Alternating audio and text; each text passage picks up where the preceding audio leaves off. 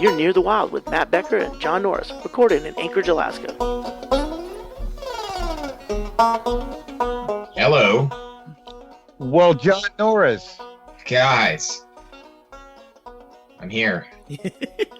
What are we doing? Well, we were just discussing the fact that when you go over to Germany, could you get a bunch of pounds for us? Do you want pounds? I feel like I do. Buy them right now. When you go over there, I don't want to do it through an exchange. I want you to just buy them. They'll be laying on the street. They'll be on the streets everywhere. Just scoop them up. Yeah, just scoop them up like after you leave. I'm actually I'm mad right now because I decided to look up I just booked a hotel for Berlin for a week. Like I did it like 2 or 3 days ago, and now I'm looking at it, and now it's like $20 cheaper a night. So cancel it. That's true. I could cancel it. Yeah, no. You're a millennial. Be flippant. Yeah, they know that. They know that. Flighty. They don't even expect you to show up, John. They expect your credit card information to be fake, and that they'd probably have to call your parents to fucking work this out. So they'll be happy to know that they're just going to get a rebook out of you. Hey, Carl, look at this. His ID actually matches. Oh, surprise. He has a beard. Why'd you get one ear pierced? Are you a pirate? Mm-hmm. I never know which ear I should get pierced. Yeah. So I did both. Hey guys. Howdy. So Are we ready to start this show? It's already started. Oh, good. Let's do this thing. So yeah, I had my post-it note for the week show earlier, and it said I believe the UK is going to leave, and I was right again. So I feel good. Another one of your personal predictions? Yeah, but I mean the thing is it was one of those. Everyone thought it'd be a 70-30 split, and it ends up 51 or 52. He wrote it down on a post-it note, Greg. That makes it a legit. That's how I killed Prince. I mean, do you get these post-it notes? Do you go and get them notarized like as soon as you write it down, so we can verify that you wrote it down on the date you said? No, but I do write it in ink. You should. Yeah, you should probably have that post-it note like handy, like holding it up, and then stand in front of the Alaska First Bank that has the date and the time. Yeah. Yeah, like posted or flashing on its reader board out front. You could use a newspaper, but where do you even find those nowadays? No, my neighbor quit getting it. So you kept getting stolen. So you canceled? Well, yeah, he canceled my paper because he said he wasn't. Anyway, that wasn't. Cool. I got it. They delivered the same time I come home. I'm like, I'll just read it. I'll put it back. Then Becky's like, "What's all this crap?" And she throws it away. Yeah, I try to get into reading the paper. Out here, it's pretty easy. The Observer comes out, and it's weekly, so there's not a lot of commitment there. So for them or us, neither of us are really committed. Turns out, yeah, that's about it. I mean, we don't even get a USA Today out here. I don't think that's available. That's good. What do I need? I don't need all that. All my news I get from you guys. I get all of it from you. You know what our paper does? Our paper wants us to pay more for the online version than the print, which is crazy. I'm like, no, I'm not going to do that. Why would I give you more for? You don't have to print it. The whole cost is paper. Do they charge for the online version now? Yeah, they want if you want the full version. But I'm going, when are we going to evolve where I can get a magazine? It's just a PDF. I can store it on the cloud, and I have all my magazines. I don't have a big pile. Next thing you know, it'll be a digital hoarder. There'll be no proof that you're a hoarder. Yeah, they charge you for the your online... cloud is a mess, sir. they charge you for artificial cats running everywhere. They charge you for the online subscription, and that's actually cheaper than what the daily paper is if you add it up. But then they have a convenience charge and a tree appreciation charge, and I'm sure there's a couple. Yeah, a tree for you. Yeah. So there's a lot of things that you're paying on that online version that is basically screwing you, Becker. How are they sticking fees on there? What do I have to do with trees? No, because now that you're not using trees, they need to take care of the subsidized tree farmers and the pulp manufacturers that are now going to be out of work. Well, ironically, you're getting it through Wi-Fi, which you have to put up towers for, so they cut down more trees to put up more towers. Yeah, and that's why you pay there's a tower surcharge. Whoa. You got to read your bill. You got to read your bill, man. Jesus Christ. This is we need government regulation. We really do. There's a government regulation fee as well. It's to oversee the fees they charge you already. Oh, there's an overseer's fee. It's down there. It's below the surcharges. It's actually a separate thing. You do get a refund. Well, there's a lot of paperwork to fill out, though. Are you close enough, Greg, to Bisbee or to Mexico to get Wi-Fi from Mexico? You know, we're close enough that if we don't even cross the border, if we just drive, there's a taco place that's about 5 miles from the border, and if we drive to that taco place, our carrier AT&T sees us as in Mexico. Like, so so we have to turn our phones off because then we'll start to get international roaming charges. If someone sends me a text that says, "Hey, I'm going to be late to the taco place," that will come across as an international text. And then I'll get the surcharge and the border patrol fee and all the added on fees as well. So no, and I don't know what they use over there. I know third world countries, I mean, they've actually kind of circumvented all this need for infrastructure like cables and wires and stuff like that because they just set up cell towers now. So that's why the third world countries or second world countries are actually all of them have cell phones because they don't need to pay for a landline and they don't have the infrastructure to have to get everyone connected like that. You're welcome. Yeah. I mean, it's good to know they went right from no cable TV to stealing the square. It's like, exactly. Yeah, good job. Way to go right into international crime. Well, it's your fault you were born in a first world nation, Becker. We figure it out and the rest of the world benefits. Yeah, we don't get credit for that, though. And by all means, neither of us should get credit. Yeah, but when are they going to give us a little credit for this whole cell phone thing? Listen, I was at Costco yesterday, and they had Trident, the seafood company. They had what were they? Pollock burgers, and their fillets they chop up and just kind of press together with no additives. Mm-hmm. So it's just fillet meat all shoved into a burger shape, and they had them for $11.49 for 12, and it said buy one get one free. So I bought a ton of them. Yeah. Because you can freeze them. So now I got all these pollock burgers. Pollock is the white fish that they use for the surimi, the fake crab, the K-rab, right? Wait, are you going to tie this back into cell phones in third world countries? Yes. See, so what happened was so I get these, right? And then I realize they're kind of bland. They don't have a lot of flavor because it's white, but it's flaky like halibut kind of. But, what am I going to soak in butter? So I go to get a fish rub, and I go to the store to get fish rub.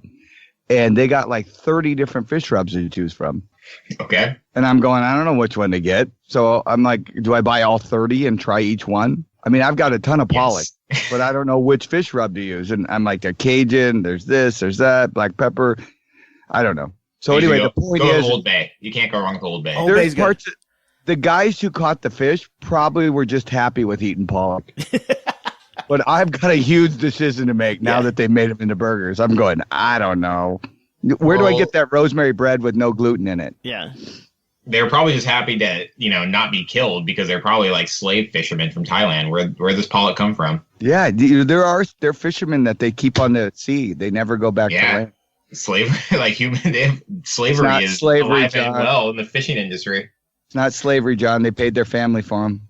I have had the salmon. I think Trident. They also make salmon patties at Costco, which are delicious. And they say wild caught in Alaska, but what does that mean? What does that really mean? A guy named Wild caught it.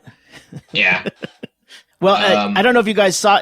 I don't know if you saw this. It was floating around. Tracy brought it to my attention because I like to often buy when they're on special these colossal shrimp. Like at one time they were called tiger prawns, but I don't know if it's the same thing. But they're these big fucking shrimp, right? And they'll have a half price, 2 for $1 at the local Safeway out here.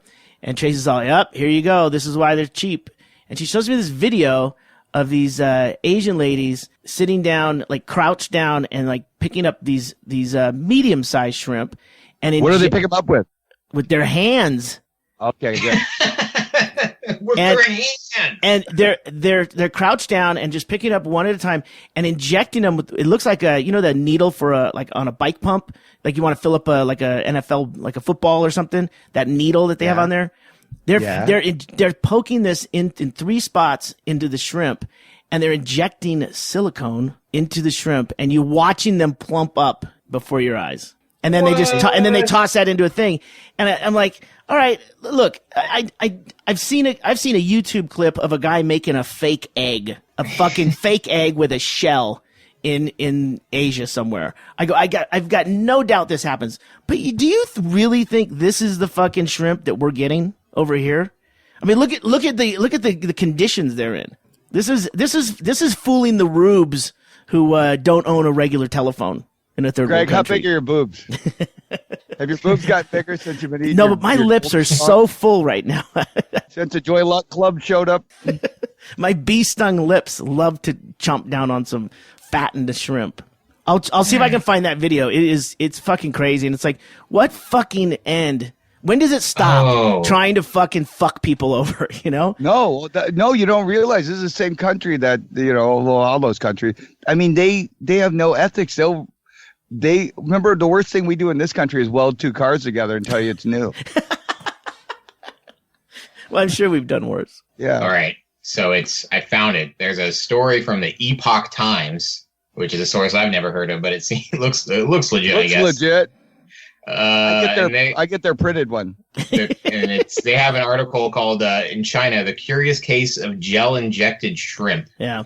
Now, is it silicone or is it like the thing you put in Jello shots? You know what? I guess I saw the fluid that they have, but there's a stuff that we use in the haunt industry called methacellulose. That's a completely inert material. It's actually it looks like slime. It has a consistency like that, but you can thicken it or loosen it up a little bit by adding or subtracting water. And when that dries, it eventually dries, and it's just a powder, so it won't stain clothing and stuff like that. And you could eat it. It's food grade. So it probably is something like methacellulose that they're using, not silicone. They get that from chicken calves. When they process chickens, they get it from the calf of the chicken. Actually, methacellulose is a plant material, and that's why they use it, is because it can be used as an additive. But it really, the only thing it boils down to is what's cheaper. They'll use methacellulose if it's cheaper than silicone. If all of a sudden there's a drop in silicone, guess what you're getting in your shrimp? If that lady's lips could have got thinner, they wouldn't have needed that needle. So, I want all of our listeners to be safe when buying shrimp. So, according to the Epoch Times, which we have not vetted, they say that the only way to make sure you're not getting this injected shrimp is to buy it live, because if they try to inject live shrimp, it'll kill the shrimp. So, live shrimp is the way to go. But I don't think I've seen anybody selling live shrimp in a I haven't either. Yeah. Well, yeah, it'd be kind of tough, wouldn't it? I mean, so do they ship it to the States injected already, or they inject it? It's unclear if any of it actually comes to the U.S. It definitely comes to the U.S. It's unclear if Mexicans came to the U.S. China is the 3rd largest exporter of seafood to the United States, so we're probably eating gelatinous shrimp. Well, I guess it really boils down to where you're buying it from. If you're going to maybe the Asian market and picking up some really good sauces, some ingredients they don't have at the local Safeway or Trader Joe's, it might be more suspect there. Yeah, because I've been to the Safeway fishing farms where they hand select all their handmade. Oh wait, don't they just get it in a big bin and throw it on the shelf? Well, what's interesting in the video is, all these shrimp are dead. They're picking them up, and there is not a cube of ice. Nothing is being iced down in this place. And they really are picking them up off the ground where they're squatting, injecting them, and then throwing them into a colander. Once again, with no ice, no water. Nothing's being, I think, chilled at all. Everybody's wearing tank tops. You can tell it's hot in that factory. Yeah. No hairnets, flip-flops. Did you buy them, Ggreg? No, I buy this. I buy the stuff at Safeway, and they. I mean, I'll look now for an additive ingredient, but I think if you're going to the extent of plumping up your shrimp, you're not adding that to the fucking ingredients list on the bag, right? No, yeah. I mean I'm wondering. Yeah, so you still eat it though. You're fine with it. Oh yeah. I mean, we all gotta go. We all gotta go sometime, Becker. What, you can't stop eating shrimp? I don't know. I think there's better ways to go than screaming in an outhouse. Why don't you just? Oh man, I guess you guys probably don't have like in Bisbee what we have in Anchorage, just a guy who sells shrimp out of the back of his truck in a Sears parking lot. Oh yeah. I've in fact, he sells that and oysters, if I remember, and scallops. Yeah. Just a mobile seafood monger. I know. He was never. And he has ice though. He does have ice. He does have ice. His shrimp are amazing, man. He's got great seafood. Ask him how much he injects, how many cc's he injects into each shrimp, and see what he says. If I can get a punch in the face. He just has a couple cans of those tire sealants, so you can get a flat. He just uses that spray foam from Home Depot. Yep. Yeah, the oysters he uses Botox, so they're not squinty. Yeah. I have to go pick up some of that spray foam because we've got a space behind our cabinet that is just big enough for a mouse to squeeze through. And while we were gone for 3 weeks, one mouse was getting, or maybe a fucking party of them. I don't know, what do you call it? A clutch of mice. A gackle. There was only one in the lower cabinet. There was only one food stuff down there. Everything else was glass and containers and stuff like that. And it was a fucking 3-pound bag of flour. And he was smart enough, of course. They know how to get around. He was chewing from the back corner, so we couldn't see until I needed flour, and like basically the bag fell out as I lifted it. And so there was at least one mouse down there. You didn't see little white mouse footprints? No, there was what they call frass, which is basically a nicer word than mouse shit. And frass. Yeah, that's what like Truly Nolan or an exterminator will come out and go, yeah, we noticed a little frass down there, so we're gonna leave some traps. Got a couple sticky traps. Sounds like they're just making up technical words. Well, of course. Yeah, just so that, you got shit all over the place. Yeah, you got a rat. So so I went and I bought 2 traps, just little snap traps. I've told this story about the Guam, the jungle rats that we had. Mm-hmm. So no fucking around. I'm not getting a sticky trap. I'm not getting a live trap and letting them go. Yeah. And so I put 2 down in the area that he's in. And next morning I look, and the traps have not been tripped, and all of the peanut butter on all of them has completely been licked off. Oh, he's smart. You're dealing with the James Bond of mice. Well, what you do, Greg? What? You dip it in polyurethane, the peanut butter, so they can see it and smell it, but they can't get to it. So then they got to fuck with it. Yeah, that probably makes. Well, here's a plan. Here's another plan. Get a couple of feral cats. Like, the bigger and the meaner you can find them. Like, get some junkyard cats in there. And just stick them in the cupboard and lock the cupboard? Yeah. Well, hide it in a bag of flour. What I did was, what I did before when I had a problem in Washington was I laid the traps out for 2 days with peanut butter, but I didn't set them. So each night the rat would come by in the yard and just fucking dine on a big dollop of peanut butter. Now I gave him a taste for peanut butter. And this trap is basically just a serving plate. And then the third day, it was Snap City. I kept killing them. I think I got 4 until I finally killed a squirrel. And then I said, well, I think it's done because the squirrel's going to dine last. You are playing some real psychological games. Yeah. What was your original plan? Get them so fat they couldn't fit in the hole? Yeah. But what I did this time, you make them trust you. You lure them into trusting you. False sense of security.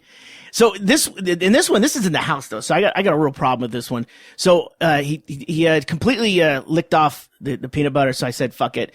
These traps obviously aren't sensitive enough. I went and I bought 8 traps, different kinds, over at the Ace Hardware. And it's like, what kind of rubs you get? Put a little silicone on each one to make the peanut butter look bigger, plumper. And I laid them out like a fucking, like some kind of a art project. You know, they're all over. This thing can't walk in there. As soon as his nose pokes up out of the little hole, you know, he's going to be stepping into a trap. And then, well, I did that, and then we left for 5 days to Phoenix in a heat wave. Oh yeah. Oh yeah. And I forgot. Slow cooker. I forgot that I had laid the traps. So when we got home 5-6 days later, yeah, we had caught the mouse. It was a little mouse, and I had to peel it up with the trap flipped and then fell down. Putty knife. I had to use a spatula to get him up off the thing because he was pulling his skin off. Because the blood had coagulated and then just kind of froze him to the wood, and I just had to get him up there, and yeah, it's pretty fucking disgusting. But so don't eat pancakes at Greg's house. Don't eat pancakes. Bring your own spatula. But now I'm going to get that. Now I'm pretty confident that was the only one. Which, anyone who works in the exterminator vector industry is going to say, "Oh no, you got a big problem." But I'm not seeing anything else, so I'm just going to fucking take some of that spray foam. Back to my original point. And I'm just going to putty up that whole fucking void back behind the cabinets. And then I'm going to fill some shrimp and have a nice fucking pasta dinner. Another venue in Bisbee closes. It's a house, dude. They can't say nothing. Maybe that was a pet. You know what I still feel bad about one time? Because we had that stupid live trap because Michelle said, oh, yeah, get live trap. Live trap. Yeah, we caught a fucking live mouse. So what I did was it was wintertime, and I go, I'm not, because Becky goes, just throw him out back. I go, that's how he came in. I mean, this is like an ongoing game if I do that. So what I did is I have a helium tank, so I filled up a helium balloon, tied a string on it, tied his tail to it, and I just let him float away, thinking, well, he'll just land somewhere safe, but then not realize he's gonna pop it fucking 30,000 feet. That is a humane thing to do. He's gonna have a 30,000-foot free fall. And then land in some lady's hair, which would be that. I mean, if you're gonna go, what a ride, right? I know, and he just was so cute when he was leaving because they have a little pink nose. He's just like, thanks, Matt. And I'm like, I don't think you're gonna be thanking me soon. I guess it could be worse. No, it can't. We did have a mouse the other day. Tracy came into the funhouse, and we were getting ready to podcast. Doug was here, and Bingo. And I and Tracy, and there was she goes, oh, I think there's a lizard in the washing machine. I'm like, what? Is that code word for sex? No, it sounds like it, right? So we go there, and there's a little tail sticking out, and it looked like a lizard, or it looked like that. But upon inspection, it was a fucking mouse inside the washing machine. And what was it? What was the tail sticking out of? It's a top loader. So that center column. Oh, okay. There's a little space between the bottom where it kind of flares out, and then he was holding on to dear life. There's like some drain holes at the bottom there. Could not get him out, and then I decided, well, we'll just start filling it up until he decides he can't hold his breath, and then we got him, and that's what Doug did. He just threw him back over the fence. But you're right. That it's just a game of hide and go seek at that point. Mouse and more mouse. Mouse and more mouse. But it's the time of season. We don't have the insects that I thought we were going to have. Now we've got the rodents. It's a party. So, I was coming down to collect bugs, so you better have bugs. Yeah. We've been getting a few scorpion sightings. Becker's going to just show up with like a big net and a jar. No, that's exactly what I'm doing. A pith helmet. It's all he packed. Uh-huh. Hey, this podcast is sponsored by DougStandUp.com, where his merchandise is available year-round. Buy some goddamn merchandise. He supports us, so you should support him. That's how Ggreg makes money.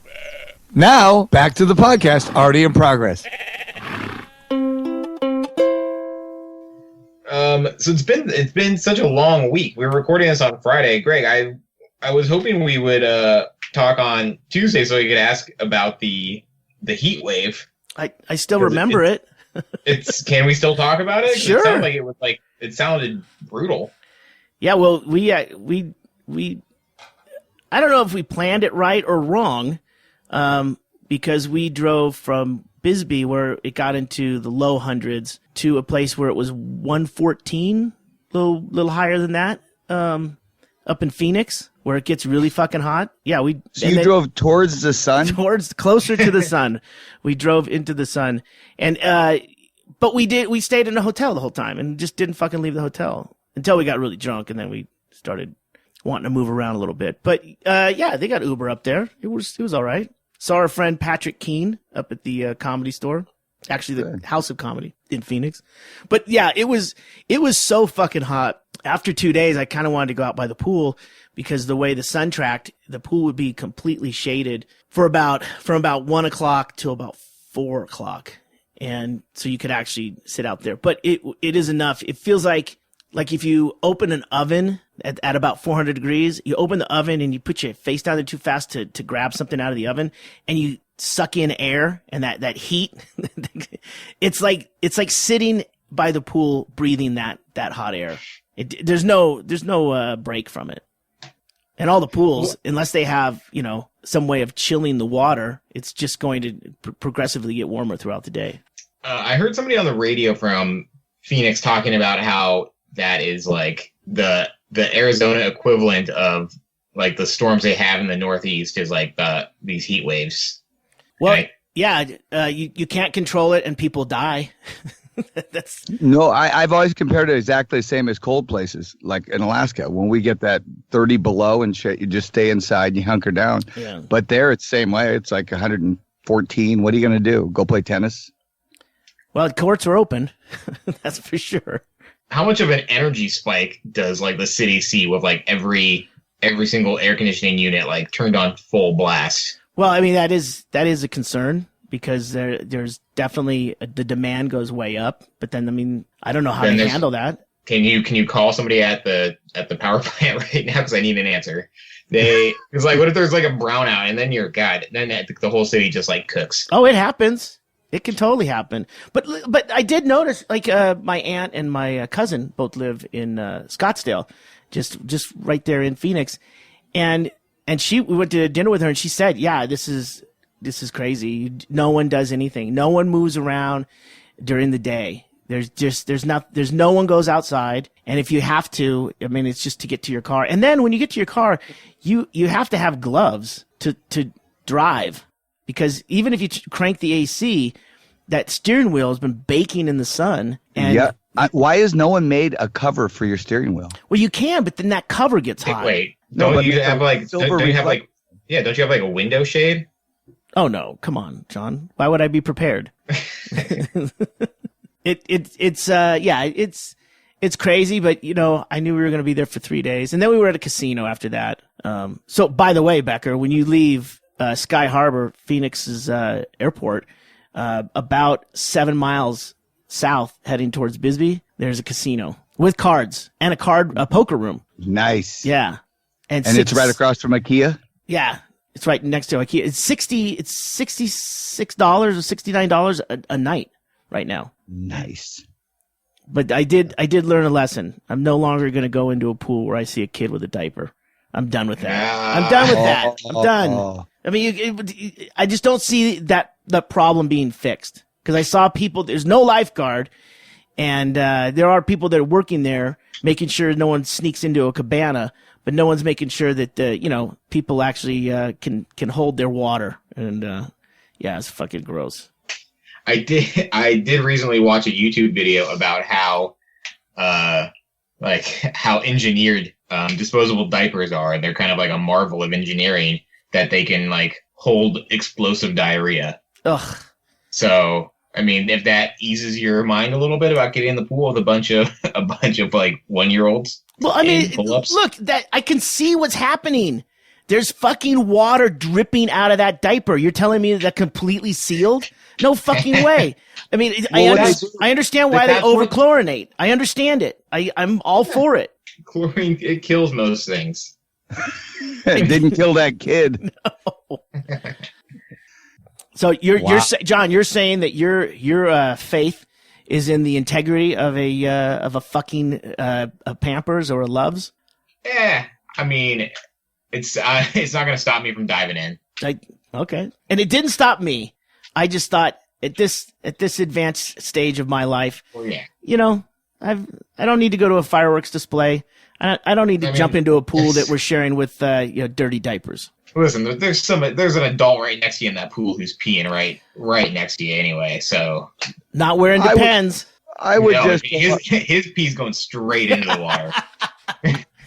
That is true. I would just go to the parents and explain to them, I think your child's had too much sun, and I'm concerned, and I'm about to call child welfare. Well, that was the other thing.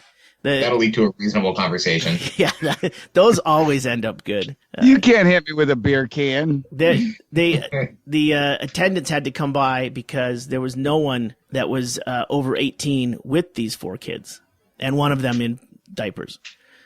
So then she made a call on the walkie-talkie to the front desk. The front desk called the parents, and the parents sent two kids down, 2 older kids down to hang out there.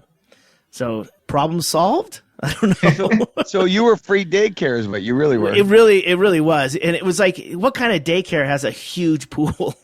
It seems the best kind. Yeah. Well, what kind of daycare goes, we know what our kids do in that pool. We're not getting in it. Yeah, we're not getting in. Why do you think we got that hook? And no you lifeguard. Must not be from around here. What are you, from Bisbee? Oh, my God. They have, in Anchorage, they have pools just for dogs. My girlfriend's parents take their big giant black bulldog to this like dog pool, and he goes around and swims with other dogs for a couple hours, like open swim for dogs. We have one too. It's called a toilet for a small dog. Yeah, we just.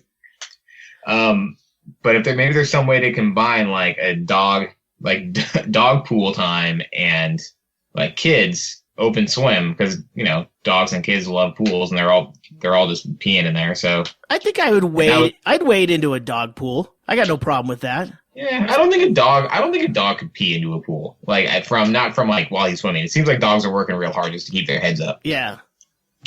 Unless they get scared. All of a sudden they start inking like a squid. Sorry, the shallow end's busy right now. They're doing live bursts. It's like, this is just a septic tank. Get in. Yeah, we're gonna need more towels. They are willing to drink their own their own mess, I guess, right? I mean, they're lapping it up while they're peeing in it. So I guess they're. Are you talking about kids? Are you talking about kids or dogs? Well, I guess we could be talking about both, but I didn't witness the kids doing that. I guess if the kid's going to take a mouthful of his own refuse, that's gross. No, I like the dog parks with the water features. There's a couple of those. There's a huge at the Green Lake in Seattle. There's a big lake that has a track around it for joggers, bikers, and stuff. And they also have a wading pool. But I've always been very suspect to that wading pool because it's always kids, and I don't know. It just doesn't seem sanitary. You know what I mean? Yeah, none of this with kids involved. Because kids, they fucking not like that shrimp you get on sale. Yeah, not like my colossal You're worried shrimp. about the outside for you. You've polluted the inside. I mean, sanitation is just an illusion, Greg. Nothing is sanitary. No, I get it. Hey, John. I don't know if that's true. Hey, John, what was the military plane you were on yesterday? Speaking of kids, I probably can't have them now because I went to a long-range radar site, and I was just shooting some video out there. The Air Force in Alaska has like these 15 long-range radars to make sure Russians aren't flying over here. So I got to go out to this like super remote site. I don't know. I think I got some good shots, but I'm not sure. I didn't. Is that the one they were going to close? No. They're keeping all these open. But I did find out an interesting thing. I'll break some news here on Near the Wild. They had been doing research and models on climate change and found out that like the shorelines are eroding to the point that they thought they'd be like 30 years from now. They're already like past that point, and so they're like scrambling to figure out how to like save these necessary radar sites and all the like communities around them. So it was pretty crazy. It was very exhausting to fly like a total of 6 hours to be on the ground at this like remote radar site for like 2 hours. So you flew out of Anchorage 6 hours? 3 hours. Okay. Each way. And what kind of plane were you in? Was it a military? Yeah, it was I don't know planes very well. I think they said it was a C-12. It was like a little 8 person plane, including the pilots. Nice. So that's only 11. Sure. Where's the 12? Where's the 12? It was so it was cool. It was it was cool to go to this place where these contractors, like usually only like 3 or 4 people like live on these sites, kind of like slope workers where they're like a couple months on and a couple months off. Oh. They just maintain it, right? Yeah, they maintain the radar and all the technical stuff, but they also have to like grade the roads and do all the snow plowing and keep the runway clear and stuff. They have to do a lot of shit out there. And there's only like 4 people for like, imagine only talking to 3 other people for like 3 months. Yeah. I think we do that. It's called Near the Wild. That's true. When we're done recording, we just like shut down and just keep sitting in front of our computers.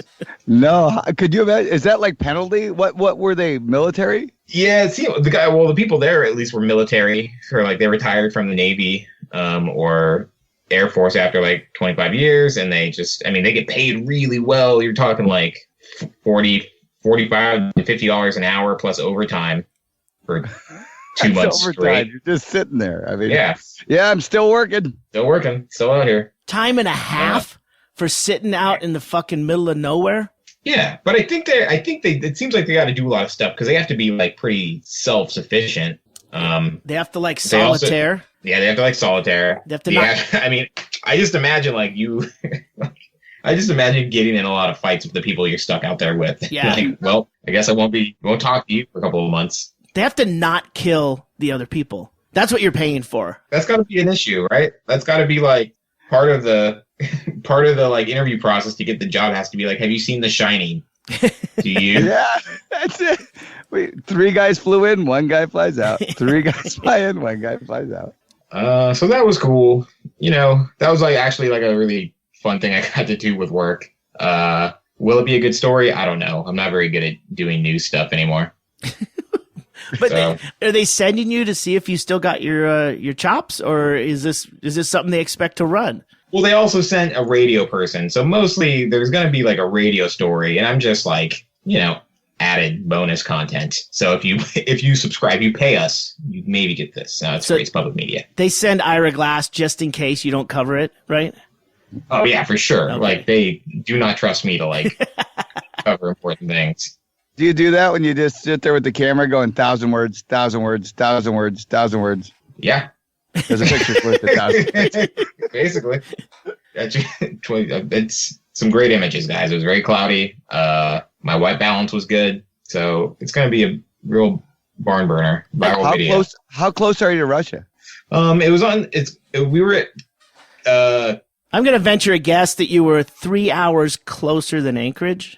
Yeah, we were at Cape Romanzof, so it was on like the very tip of Western Alaska. Oh, that's where they're going to put the new Hard Rock.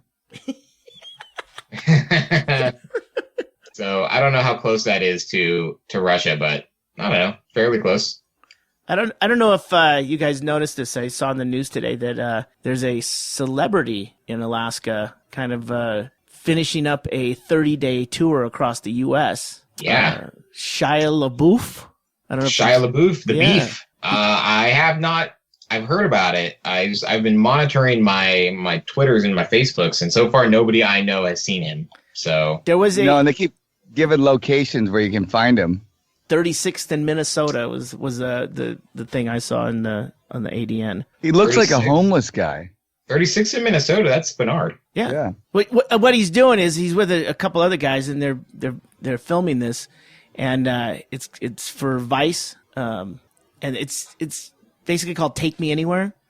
And he's supposed to he basically is hitchhiking, and then he gets into the car and then just says Take Me Anywhere, and it's like that sounds almost like a kidnapping. Take me somewhere. I mean, no, I'm just a hijacking. Yeah, it's like a hijacking, not a kidnapping. Yeah, you're right. Where would you take him? Where would you take him in Anchorage? Oh, if I was going to take Shia LeBeouf anywhere, and if he got in my car and said, take me anywhere, I'd take him right to the first acting class and put him. What? I love Shia LeBeouf. I think he's a good actor. I think I'm a fan. What? Have you seen Fury? No, I saw him in the Indiana Jones. I haven't seen it either. So. In the Indiana Jones movie, the Crystal Skull. That's a garbage movie. Okay, yeah, but that's what I'm basing it on. The movies I saw. But that's not his fault. That was Okay. So, Transformers. Can't stand Transformers. Can't stand Transformers either. And I don't think anyone can fix that. Yeah, that made the animation look real because the acting was so horrible. I can't stick up. How many Rotten Tomatoes would you give it, John? I heard that during the filming of Transformers, they injected Shia LaBeouf with silicone to make him look bigger. Make him look bigger? Make him look bigger. That's what all actors do. Let me look up his IMDb if I'm gonna really.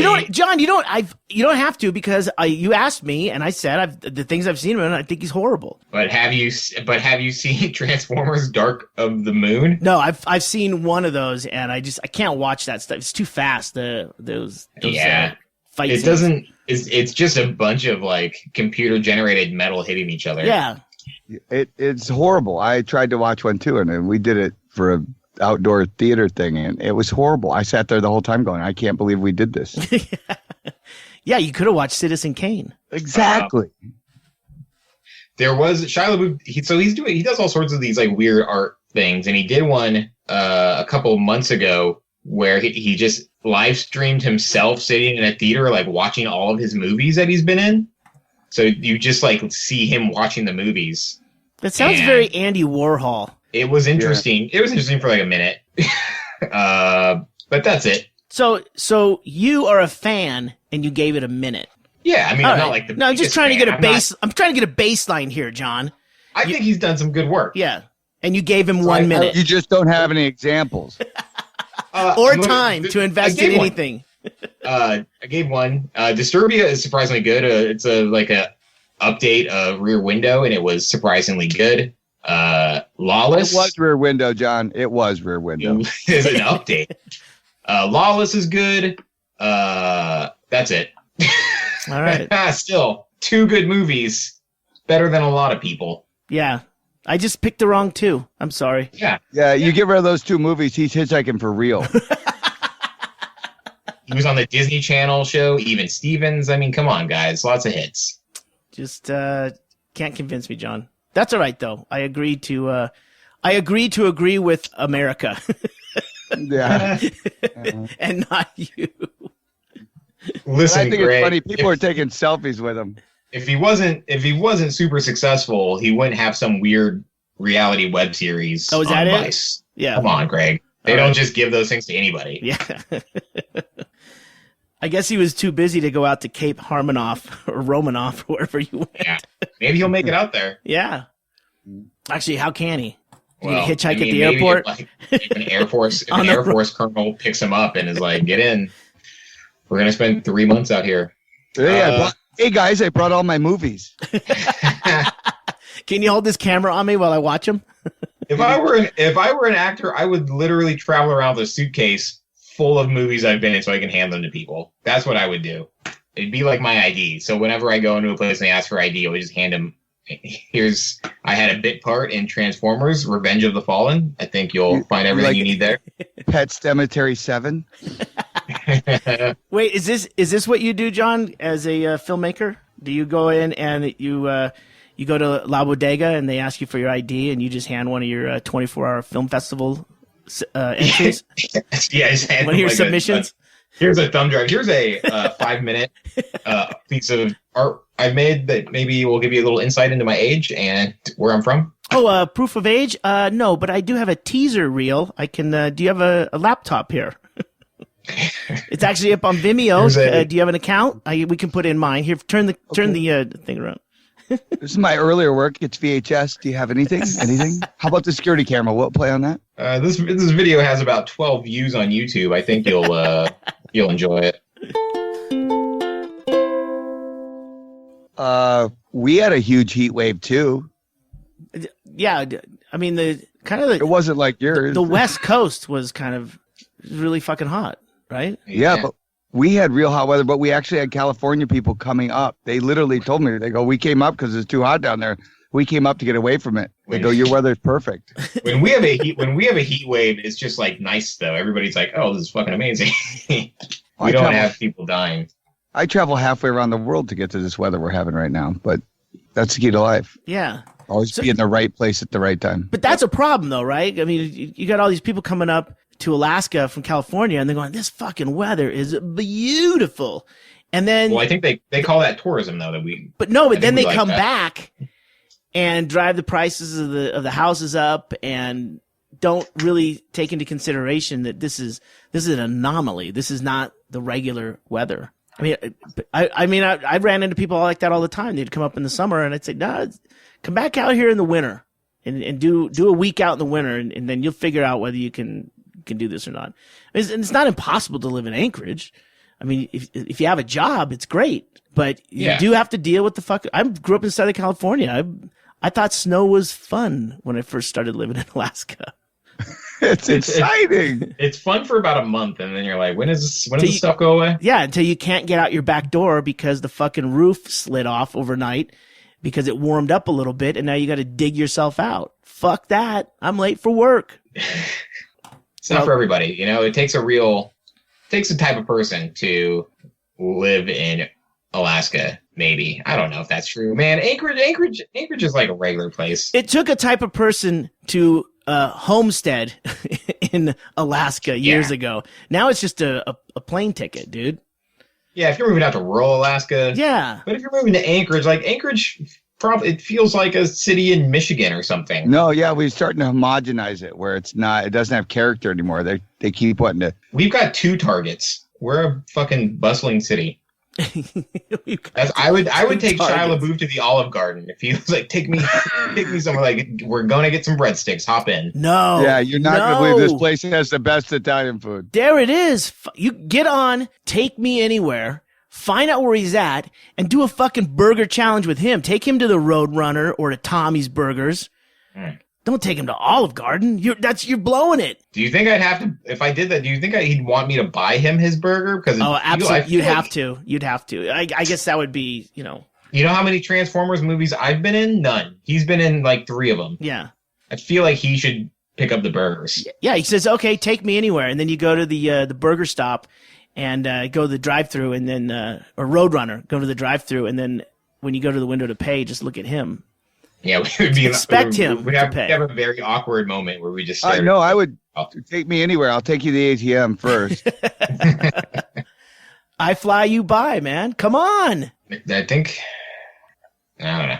Did I have anything else for John? I don't think I have anything else. Your Germany trip? Are you packed yet? I'm not packed yet. I got a week to pack. You got a week to learn German. I got a week to learn German. It's going gut. Es ist gut. I can introduce myself. I can order a beer. Ein Bier bitte. I'm pretty much set. And do you know what city you're going to yet? Berlin. And then we're gonna spend like a week in Kietrich, which is kind of like a smaller town over in the wine country. So I assume you're going to West Berlin. I think we're gonna go to both Berlins. Well, I mean, you can travel back and forth, but like I can go to East. West Berlin is more of a Western city, so that would be probably where you're going to stay in a hotel. If you go over to East Berlin, it's still pretty fucked up. Is it? Well, I don't know. I think in '89 when I was there, I know it's been some time since then, but when I was there in '89, that was a while ago. They were still taking down the wall. The wall was coming down when I was there, and I actually went through at Checkpoint Charlie. And there, you had to wait in line to go into a supermarket, and there was really no food. It was like the vegetables were already, they were banded up with a rubber band, and you just grabbed the one on top. And on the street, there were still buildings with strife marks from war. I mean, I don't know how much it has changed since then, but my assumption is you would probably get a better deal on a nice hotel in West Berlin. Were there kids in the pool? I just Googled Berlin to pull up a map so I can get a better sense of where we're staying. And like the first thing in the news is ISIS calls for attacks in Berlin. Yes, that's what I was trying to look into. Are you familiar with the ISIS attacks? Pretty excited, guys. Okay, this might be our last episode. Pretty neat.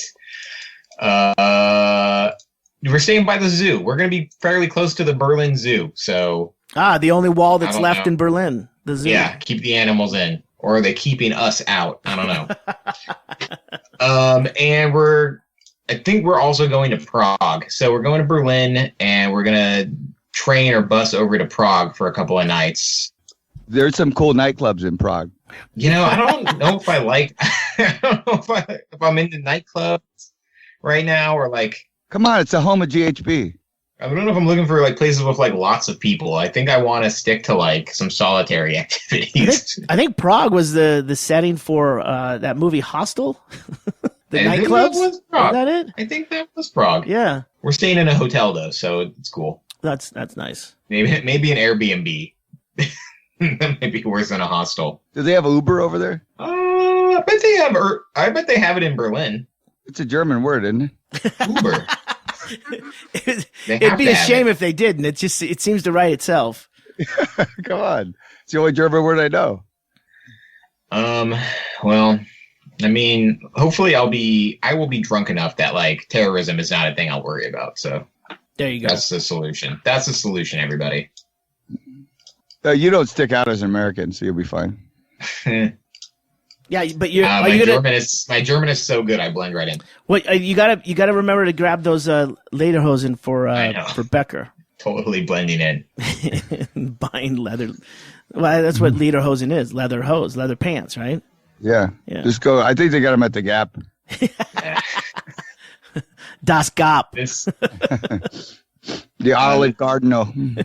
It will be my first 4th of July out of the country, which is I'm a little saddened as a patriot. That makes me a little sad. Yeah. Might still be fireworks going off. Yeah, ISIS is there. He just said. Do they have amusement parks over there? Oh yeah. I've never ever heard that. Yeah. Actually, you're good. Oh, John, you're missing it by a month. What? You're going to be there in July, right? Not August? Yeah. Okay, yeah, 2 months. Because September is when they have Oktoberfest. Yeah, and that's I guess they do like Oktoberfest is really big down in Munich. Yeah, which I want to go to, but that sounds like that's maybe I'll stay. Maybe I'll stay. I don't know. I was there for it. Actually, I got there late, but we still went to the fairground, and it was pretty kick-ass. I mean, it's like a big state fair, but it's really beer centric. Everything is about beer. I feel like I'm going to fit in. I feel like it's going to be a good time. I really think you're going to get lost and just live there. Oh, probably. I'm going to spend 3 months looking for the train station. How do I get out of this place? Why didn't I learn the German word for train? Yeah, John, you should probably come up with 5 phrases.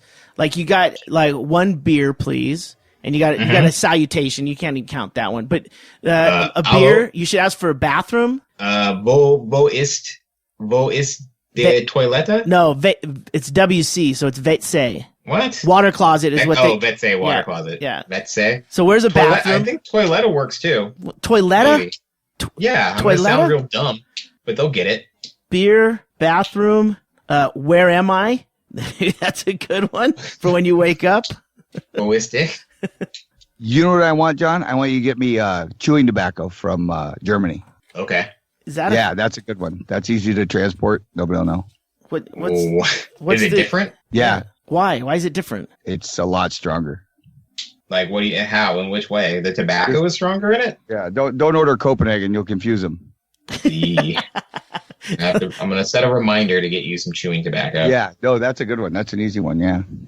When you're buying your fancy cigars. Like snuff? Is that what you want, Becker? Yeah, I want German snuff. Like the fine cut. Yeah. Okay. Wait, I thought snuff was the stuff you like snort. I mean, he doesn't want like a long leaf, gooey tobacco to put in a chaw. He wants like a Copenhagen, or what do they call them? Yeah, just get a German snuff. Yeah, that's what I want. Okay. Yeah. Germans. I'm going to put snuff and not chewing tobacco. He's going to end up in some fucking weird movie theater snuff film. German shit and snuff film. I should walk around asking for German snuff. Scheiße! It was fine until they took the chainsaw out, then I had to leave. You kill her. That's what you paid for. What? I don't want to kill her.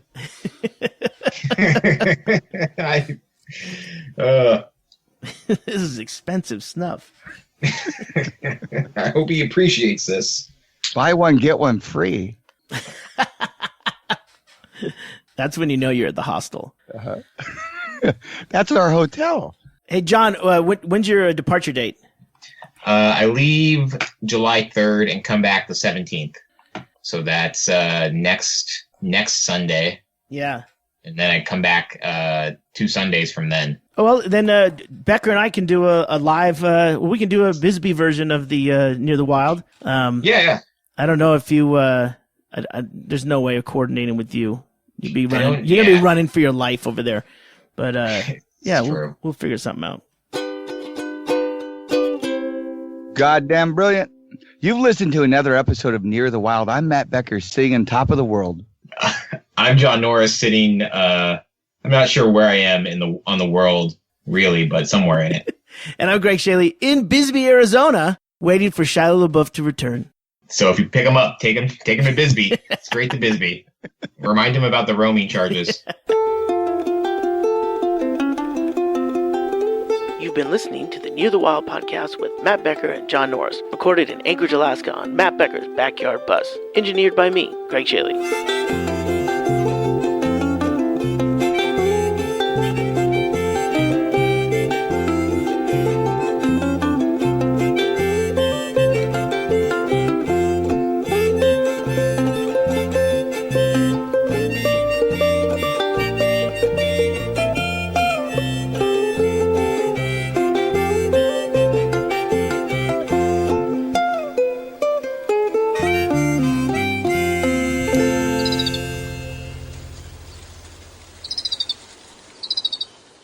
Another classic episode. Yeah, a lot of information in this one.